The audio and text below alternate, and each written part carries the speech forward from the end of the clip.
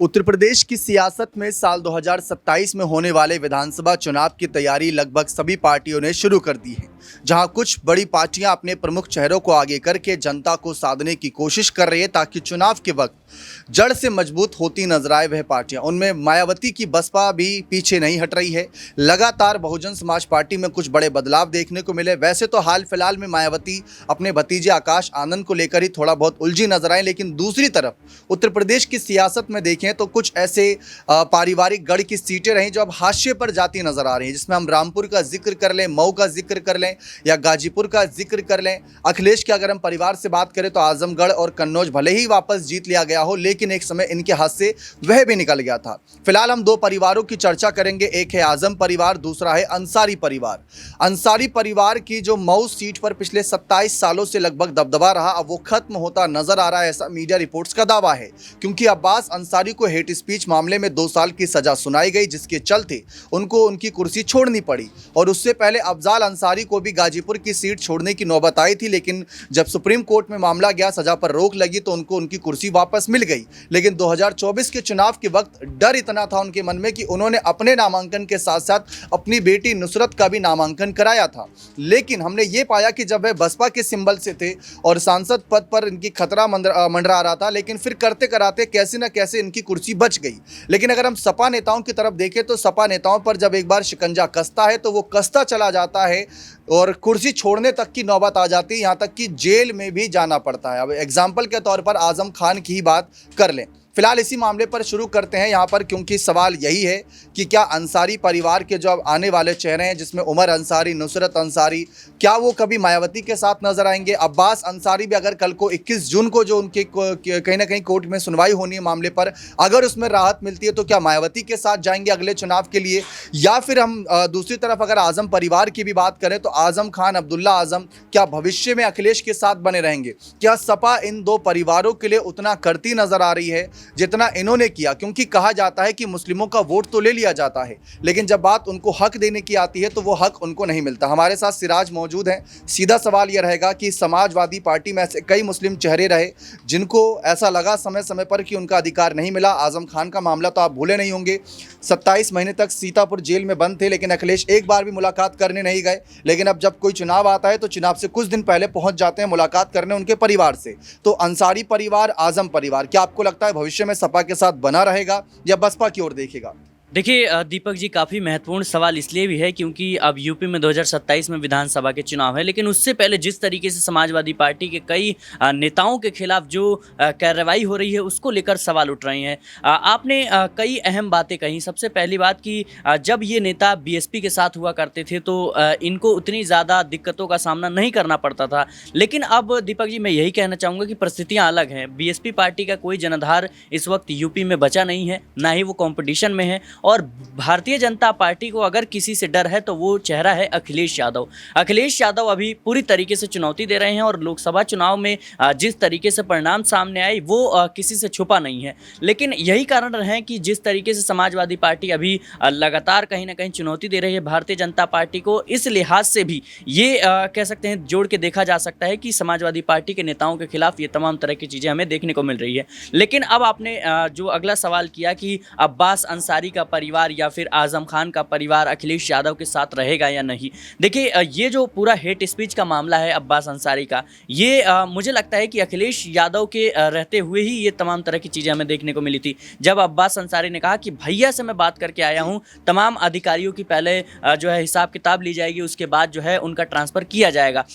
भैया से उनका सीधा मतलब था कि अखिलेश यादव। और देखिए ओपी राजभर पहले भी कई मौक़ों पर कह चुके हैं कि जो अब्बास अंसारी हैं उनको टिकट अखिलेश यादव ने दिया, ना कि मैंने दिया। भले ही सिंबल हमारा था, लेकिन विधायक जो है वो सुभाषपा का नहीं है। भले ही आज कह सकते हैं कि राजभर ये कह रहे हैं कि सुभाषपा का विधायक है, लेकिन कभी भी उन्होंने अब्बास अंसारी का समर्थन नहीं किया।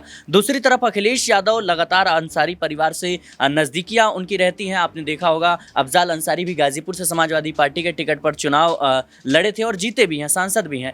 और अब आज़म खान की बात करें तो देखिए, आज़म खान और अखिलेश यादव के रिश्ते किसी से छुपे नहीं हैं। जैसे ही कह सकते हैं कि अखिलेश यादव के हाथ में समाजवादी पार्टी की कमान आई, उस वक्त से भी आज़म खान और अखिलेश यादव के बीच लगातार वो जो नाराज़गी थी, शीतयुद्ध था, वो देखने को मिला।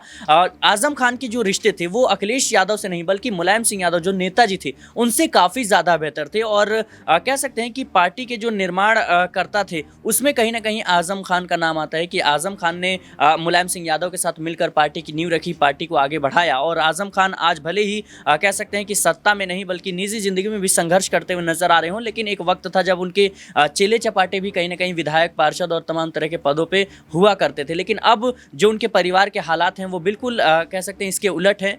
जो परिवार है वो लगातार राजनीतिक रूप से भी संघर्ष करता हुआ नजर आ रहा है। लेकिन मुझे लगता है कि भविष्य में भी आज़म खान और जो मुख्तार अंसारी का परिवार है ये अखिलेश यादव के साथ बना रहेगा, क्योंकि देखिए बसपा कोई ऑप्शन नहीं है। बसपा पे अगर 20-25 सीटें भी होती तो शायद कोई नेता कह सकते हैं कि उनकी तरफ देखता कि किंग मेकर की भूमिका में मायावती आ जाएं। और कहीं ना कहीं देखिए जो कमज़ोर होता है उसके साथ कोई जाना नहीं चाहता, जो कह सकते हैं मजबूत होता है उसी का सब साथ देते हैं। तो मुझे लगता है कि आने वाले समय में अखिलेश यादव ही हैं जो भारतीय जनता पार्टी को, योगी आदित्यनाथ को चुनौती पेश करते हुए नजर आएंगे। और इसी लिहाज से ये तमाम जो नेता हैं वो कहीं ना कहीं समाजवादी पार्टी के साथ ही बने रहेंगे।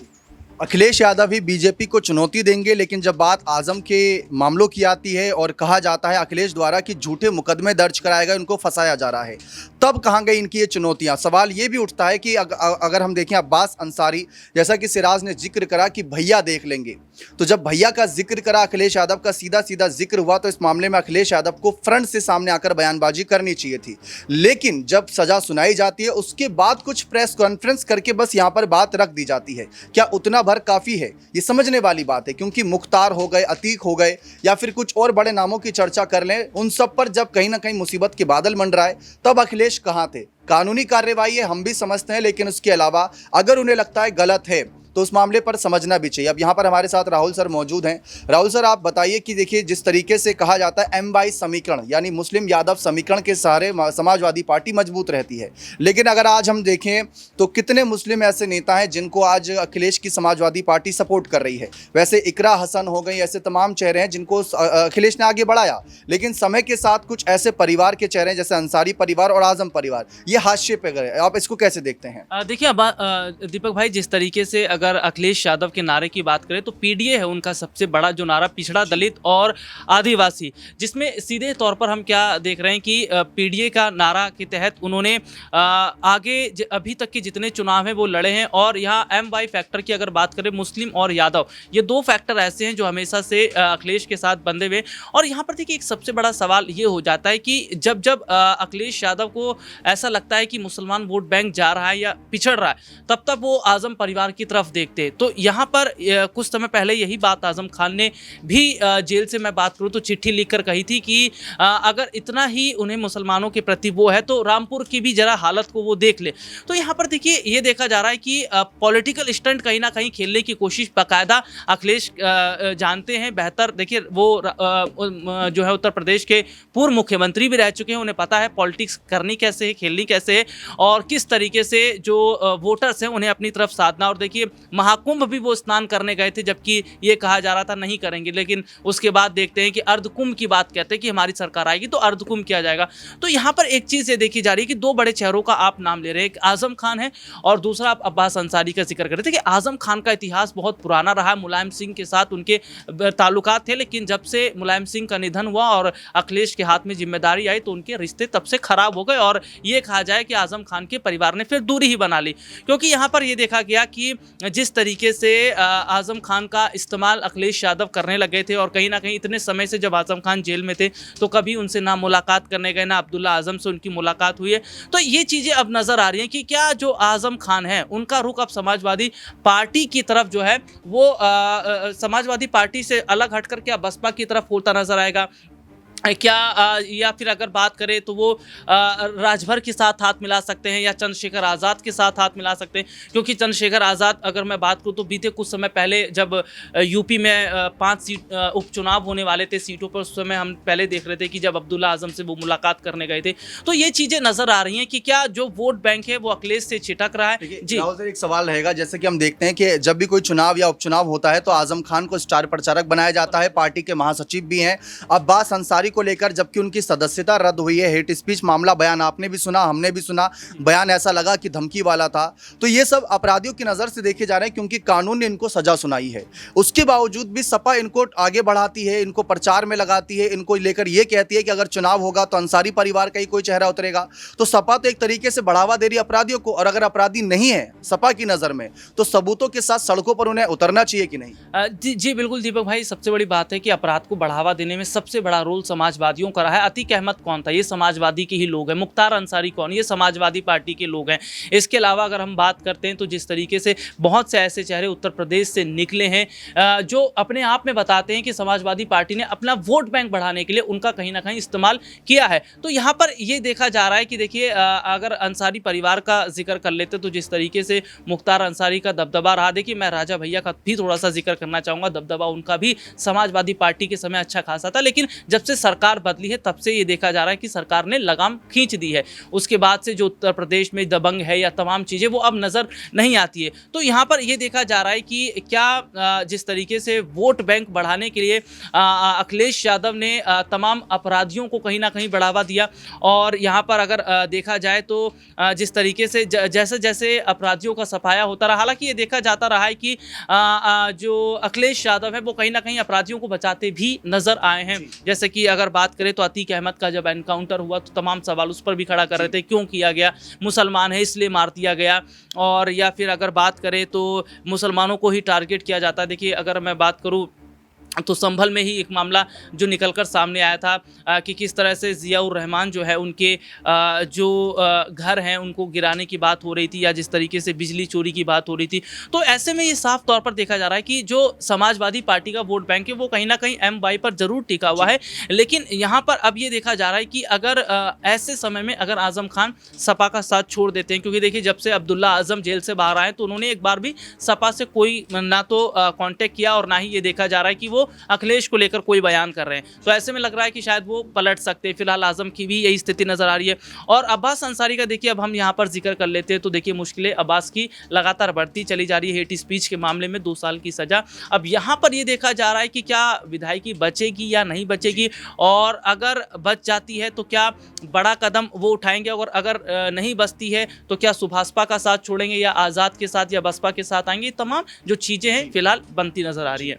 एक आखिरी सवाल अब्बास सर से रहेगा बहुत कम शब्दों में। अब्बास सर, आज के समय आप अखिलेश या मायावती किसको देखते हैं कि अगर मुस्लिम चेहरा यूपी की राजनीति में, जैसे आजम परिवार, अब्बास परिवार के, हम कहने अंसारी परिवार की चर्चा कर रहे हैं, तो क्या वो मायावती के साथ ज़्यादा महफूज हैं या अखिलेश के साथ? क्योंकि अखिलेश खुद कह चुके हैं कि सपा के विधायक सांसदों की सदस्यता ही रद्द की जा रही है और वो हम आप देख भी रहे हैं, तो इसको आप कैसे देखते हैं?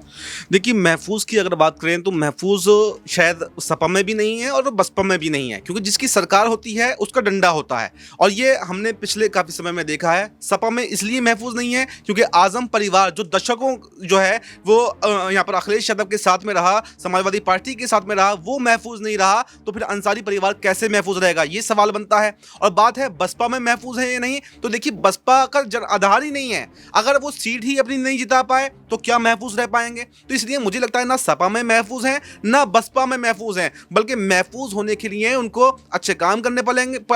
और अगर कोर्ट से राहत मिलती है तो महफूज हैं, गलत काम करेंगे, कोई जनता के लिए काम नहीं करेंगे तो कहीं पर भी महफूज नहीं है। बहुत बहुत शुक्रिया। तो अंत में कानूनी जो न्याय होता है वही सबसे बड़ा न्याय है। बाकी पार्टियों की बयानबाजी चलती रहेगी। कानून के संविधान पर सबको यकीन है, भरोसा है। बने रहें चैनल के साथ। बहुत बहुत शुक्रिया।